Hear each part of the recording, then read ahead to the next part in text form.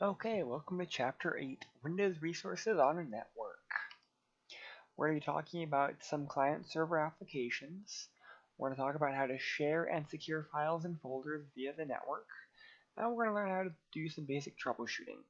Now keep in mind, we've already done a lot of this type of material in class. We've done shares, we've done explanations of like Internet Explorer and other applications, but this chapter kind of tries to tie all of that together.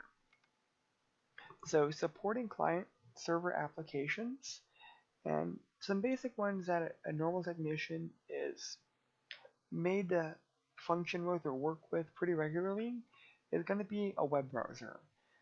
Typically Internet Explorer because it's built into Windows.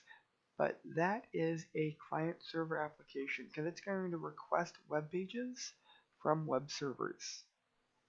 Remote desktop is another item that's going to allow you to remotely connect to a different computer and gain access to their desktop. There's other remote applications, but it's just kind of dependent on the organization and how they're set up. Other things we're going to have to talk about is Wake on LAN, group policies, and quality of service. So Wake on LAN is one of those big ones. You can have a node or an in-device computer set to wake on certain events. Like you can have it wake on event, wake on mouse movement, wake on keyboard, or you can set up wake on LAN, meaning it will wake up if it receives a special network wake up call. Quality of service is just that. It's going to be different types of ways to guarantee quality of service. And next will be group policies, and that's going to be general policies that will affect the overall system as a whole. Normally, when we talk about group policy, we talk about it in terms of a server. So this is going to be more of a local group policy. So without further ado, let's talk about Internet Explorer. So the writing of this PowerPoint, IE9 was the best one out. IE11 is out now, so different versions of your web browsers happen quite frequently. And the easiest way to update your different components for Windows is Windows Updates. If you want to look at certain features like help, F1 by default is going to be your help. Alt, if you're in Internet Explorer, Alt will bring up the different menu bars. So if we want to configure things like settings in Internet Explorer, we can look at the Internet options or the gear icon for Internet Explorer. The big thing there is we can control things like the home page, or we can do security settings, we can delete our browsing history, we can manage Internet Explorer as a whole. It has a security tab where we can set the different levels of security, such as if we want to allow certain security features to be enabled by default, like ActiveX, or we can customize our security depending on our needs. Next to security is our privacy tab and content tab, and from there we can again customize what we want allowed and not allowed. For example, if we want to allow cookies to be blocked, or if we want to control certain content, if we want to block certain pages. Next is the connections tab and proxy settings. We can actually set up proxies through Internet Explorer so that they go through a different tab or through a different server. Or we can block certain services and servers if need be. Next, our program tab. So again, we've talked about the general tab, we talked about the security tab and privacy tab and content tab. Next will be program. We can manage the different add-on programs. For example, if you want to look at what program will open up when you try to send an email, you can set the program to open up the appropriate item. Lastly is our Advanced tab. Our Advanced tab contains several miscellaneous settings for IE control. Normally, one of the most useful settings here is this Return IE to Default Settings button, and that's under the Advanced tab. Alright, moving on is our Remote Desktop. Remote Desktop gives users access to a Windows desktop from anywhere on the internet, assuming that we have it set up. Essentially, you enable Remote Desktop through Control Panel, and you set up the users that you want to allow for it. If you have the appropriate address for that computer that's internet routable from a different location, you can RDP or Remote Desktop to that computer, and you gain access to the desktop of that computer for the specific user that you're logging in as. Other remote applications that can be installed, like Remote Desktop Services or Terminal Services, those are all normally server level technologies, but you can allow remote software to be installed. These are all just cloud-based or web-based applications that can gain access to the desktop, or other software that can control that PC remotely. Remote apps and desktop connections is used to install the small client program. You can install this one of two different ways. You can have a system account with the hardcode application, or you can be given a URL to that application. Wake on LAN, we've already discussed it. That can cause a host computer to turn on when a specific type of network activity happens. Even if the computer off, the NIC still receives power and thus can wake up on certain wake on events. You can do different types of wake on LAN. We can do a wake pattern or magic bullet. This is kind of useful when you want to be able to wake up mass amounts of PCs or specific PCs.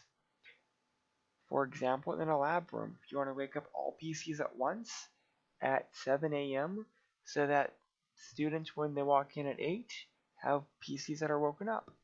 This is one way of doing that. System admins might use utilities to control the wake on process, and normally we don't use wake on a laptop because it drains the battery, but you have the ability to remotely wake up devices. So just kind of choose how you want to use that. So first thing is, you have to turn on wake on LAN, and you do that through the BIOS. So let's log into our BIOS, and normally under power, you will have a wake on LAN event. And you can tell it wake on LAN, and you can kind of tell it what to do. Next, quality of service. Quality of service can improve performance of applications by raising its priority. Our network only has a limited amount of information that can flow through it at once.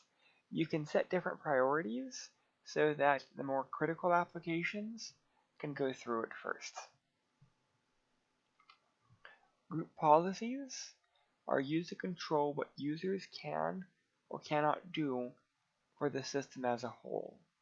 We can do this by several different ways.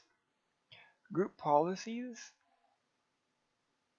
are normally only enabled for professional and business editions, though you can have local group policies that are enabled in all editions.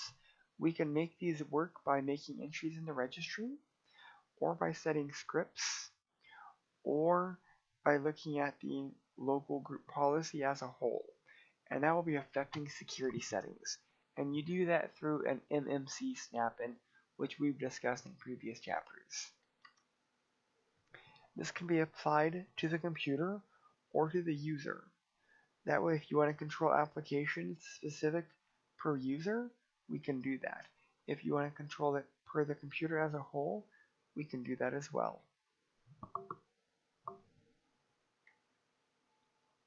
So controlling access to folders and files. We can manage shared resources accompanied by the appropriate rights and permissions. So essentially, you can set a user with certain rights. If they're allowed to read, if they're allowed to write to a specific location. And you can also do that based off of the permissions for the actual object, whether that be a folder or file. So we can set certain users certain rights. We can set certain folders certain rights as well. So a user may have read and write access, but on a folder we may set it to only read access can occur. So that user in that folder could only read access that folder. We have this concept called principle of least privilege. Essentially, we want to assign the bare minimum rights or privileges for a user to be able to do their job. We can create users through the control panel or through the Microsoft Management Console or MMC. So types of accounts normally are classified two different ways. Either administrator account, which has complete access to the system as a whole and can affect or can change, that does cause effect, the system as a whole, and that means other users. The standard user account basically can use the software and hardware and make some changes, but cannot make changes that affect the system as a whole or other users. That includes the security of the system as well. So there are some built-in groups in Windows. We have the administrators group and a users group. We have a guest group, a backup, and a power user group. Backup group can back up and restore files on the system regardless of its access permissions to the files, because that's kind of what that group does. The administrators group is a group of administrators. The administrator account is a member of the administrators group. Anyone in the administrators group are administrators. Windows might automatically assign one of the built-in user groups to an account. Authenticated user group includes all user except guest accounts. The everyone's group is every authenticated user, including the guest account. Anonymous users are just all users who have not been authenticated, or otherwise known as anonymous. Customized user groups can happen, and you can manage this through the MMC. And you can create customized groups so that we can assign those customized groups to specific resources. For example, let's say we have a folder called student, and we want to share this with all students, and we only want to allow students access to it. We could create a student group, assign all the individual users to the student group, and then share that folder with the students group. 3 general strategies for managing shared folders and files in Windows normally is the home group. You can also do this by workgroup sharing, which is a little bit better security than the home group. Lastly is domain controlling, and this is assuming that we have a server called a domain controller and then it's centrally managed, meaning all the shares will be managed through a domain controller. Tips on which folders hold shared data. Normally private data for individuals are the users folder, or if you're running XP, documents and settings folder. The data for all users to share is normally in the users public folder. Allow all users access to only certain users or certain groups. That's the best practice. So what have we been talking about? We've been talking about essentially share permissions and NTFS permissions. Share permissions are grant permissions only for network users, i.e. not local users or network resources. NTFS are for local users, sometimes network users, but NTFS is for specifically local resources. So you may have to set local resource permissions and share permissions depending on how you're trying to allow access. For example, if you create a folder and you want to share it just on your computer, it's only NTFS permissions. If you want to share a folder with everyone, you're going to be setting both share and NTFS permissions, because NTFS permissions are for that local resource on that device, and share permissions are going to be how users access that folder through the network, but NTFS permissions are still there. Tips on implementing permissions: if both shares and NTFS permissions are used, the most restrictive permission applies. So if one is read-write and one is just read, only read would be allowed. If NTFS permissions are conflicting, the most liberal permissions will be applied.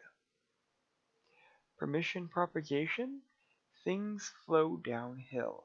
So if you have a folder within a folder, the parent permissions normally will propagate to the child. This is known as inherent permissions. When you move or copy an object to a folder, the object takes the permissions of that folder. Again, things roll downhill. So if you put a folder inside of another folder, it will inherit the permissions of the parent folder. So we can do share permissions by right-clicking on an object and clicking Share. We can do advanced sharing and clicking on permissions to edit specific permissions. Or we can just click on the traditional share and a simplified share will be presented to us. Few tips about managing shared folders: use advanced permission settings if you want to specific control users and groups. Provides better security. Manage permissions using parent folders. Also, check the effect of permissions. Parent folders have a way of propagating resources down, so you want to keep that in mind. You can also take ownership of a folder if you right-click any object if you're administrator.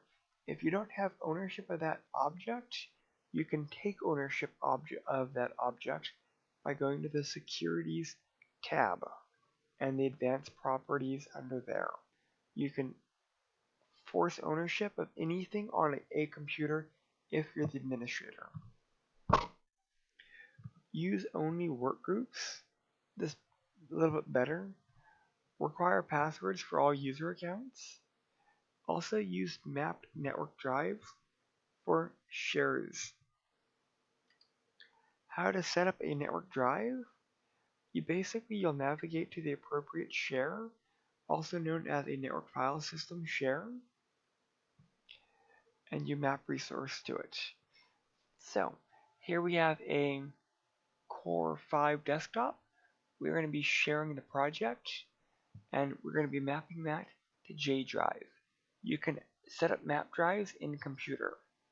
You navigate to the computer you're sharing, you navigate to the folder on that computer, and you set the drive letter. To protect confidential data from users on the network, normally we can disable file and print sharing that turns off file sharing. Also, we can hide shared folders. If you want to share a folder but don't want others to see it, you could add a $sign to the end of the folder name. If you include the $sign, it makes it hidden. Local shares are shares on a local computer. Administrative shares are folders on a local computer that you normally need administrative access to view. For example, the system root folder, and that's going to be the top level. You can do a wildcard mask %system_root%. That will automatically link you to C drive, because C drive is the system root. That's going to be where Windows is installed. Normally, you do not share the Windows folder, or you do not share the entire drive because you may not want certain system files exposed for modification. So troubleshooting. How do we troubleshoot? Both hardware and software tools can help when troubleshooting. We can look at things like cable testers and Loopback or wireless locators. We could also look at the TCP IP utilities. So a cable tester is used to test the cable. A loopback plug is normally used to test a port. The cable tester works on a live or dead cable. And so there's some things there. Some of these will also test things like, does the cable work, or the appropriate speed or make of the cable. Wireless locators help find Wi-Fi hotspots by looking for the radio frequency signals. So let's look at some of our software utilities. We have ping. If you're at a command line and you type ping and an address, you can actually get a response. Basically, ping is an echo request, and it uses ICMP packets to get that echo. In essence, ping google.com will essentially do something like Google, are you there? 4 times, and it will look for a response. Because echo is I send a request, are you there? And the response is I'm here. You can do other types of switches, like for example ping-a or ping-t that do specific things. If you're ever uncertain, you can do ping ? And that will give you the appropriate switches. The -a parameter tests for name resolution, and it is used to display the host name and verify DNS, or -t continuously pings until you disrupt it. You can ping via IP, or you can ping via name. Next is ipconfig. This verifies the IP configuration, and you can do specific items to help work around ipconfig. For example, ipconfig ? Space ? will give you the different types of switches so that you can know which switch does what. ipconfig/all displays all the TCP/IP information. ipconfig release releases the IP. ipconfig/renew releases or renews the IP address. Release gets rid of it, renew renews it. You can also display and flush DNS settings. Next utility tool is NSLookup. You can look up resources like NSLookup google.com will provide you all of the IP addresses currently for google.com.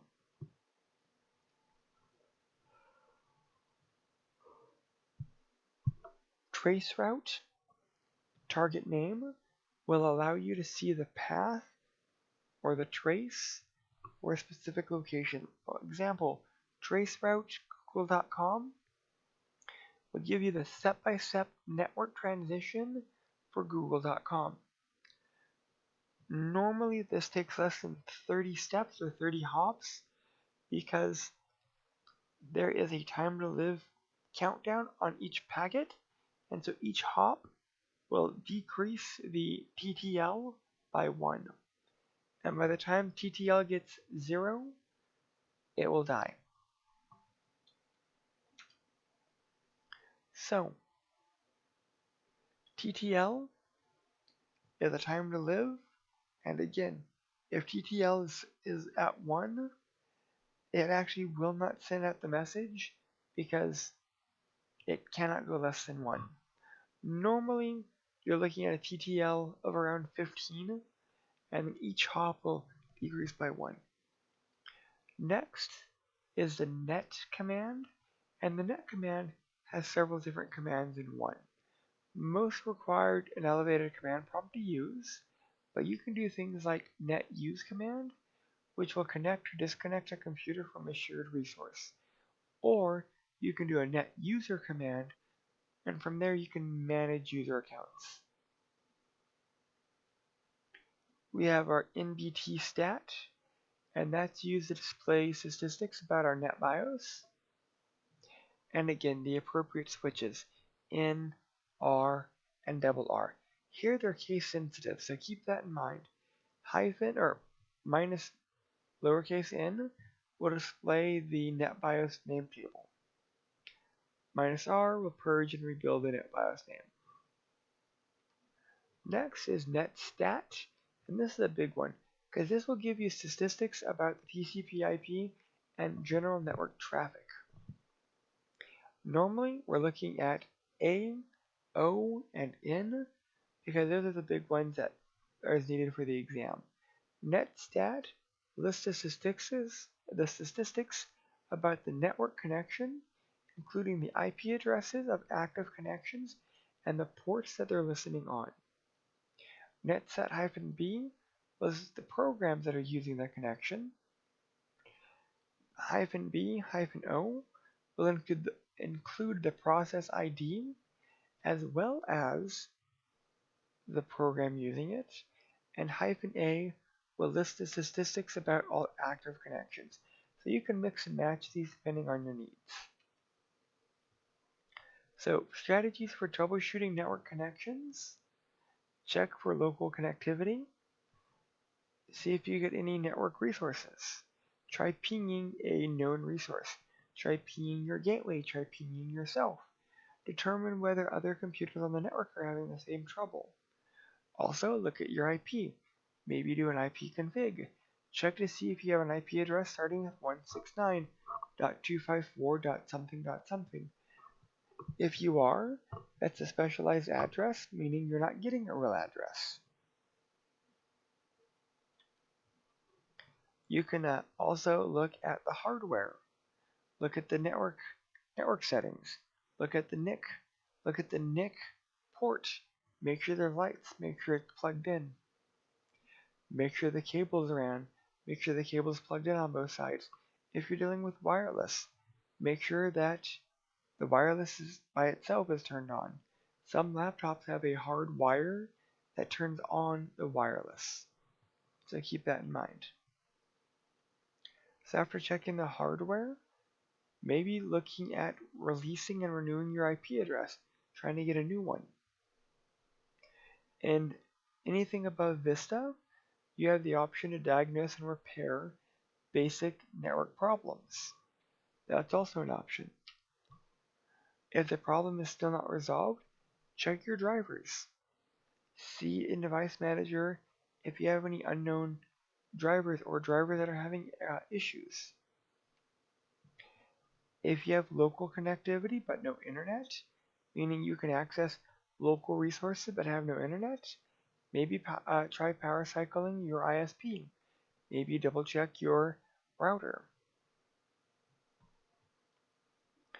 If you still have no internet connection, maybe try pinging an IP address, not just a name, because it could be a DNS issue. Normally, you can always ping 8.8.8.8. That's Google's DNS servers. If you cannot ping google.com, but you can ping 8.8.8.8, you know that's a DNS issue. You can solve that by changing the DNS. Also verify the router, verify the firewall, also verify the built-in software firewall. Last item, contact your ISP because you never know, maybe it could be an outage. For the utilities, again, we can go through ping, ibconfig, maybe look at netstat, ping, normally your loopback address, that special address that says look at you, 127.0.0.1, that just says again, hey, look back at yourself. Double check your firewall settings. Double check if you're able to access local resources, and if you're able to access internet resources, maybe check permissions.